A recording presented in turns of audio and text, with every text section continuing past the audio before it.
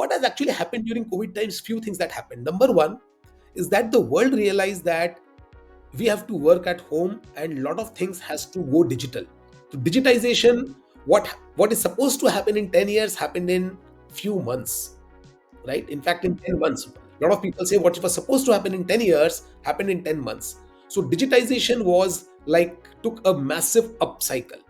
And in that, every company wanted to digitize, every IT company got contracts for digitization, and there was a huge pull for talent, massive pull for talent. So that was one of the aspects. The second aspect that basically created that madness was a lot of startups raised obscene amount of money. I think those were the years when the startups raised maximum amount of money in the history of startup funding.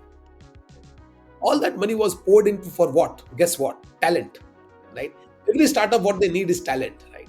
So that money started coming in, right? So when that money started coming in, large enterprises or large IT service companies started hiring like crazy to fulfill their obligations, their contracts.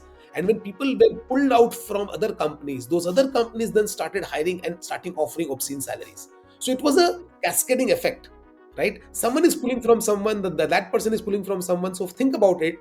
Let's say the same person has been pulled out three times. We think that there is a three times job requirement. No, it's one company who is not able to create talent or or train people.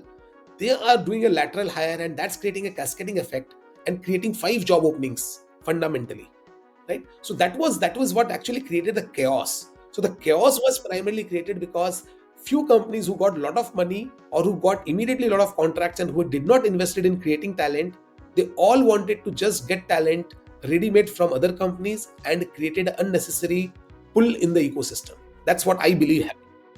Right. But do you think like it's evident that this will happen again in the future? Because I personally feel like it's from my personal point of view, of course. They might not deserve that kind of an amount, and people who actually deserve a job, they are jobless. So how is there any way to correct this, or is there any way to look at this in a positive frame of light for people who are looking for a job? So Mayuk, see, world is not necessarily a fair place, right? So a lot of times luck plays a role. At times you are at the right place at the right time. That plays a role. Instead of you being the right person, you might be sidelined because you are the wrong person at the wrong place at the wrong time, right? So I think this let us not write off luck as a big factor, right? Second is of course that when madness strikes, right, all the checks and balances goes for a toss. I still remember companies basically calling up people and just offering salary on the phone, not even interviewing them. They're saying that, man, are you a Java guy with 4 year experience? Okay, how much are you getting? Okay, are you getting 10 lakhs? Okay, I'll give you 20 lakhs. Please join me. On phone. Offers are being made on phone. So those are exuberance, right? I mean, exuberance happens everywhere.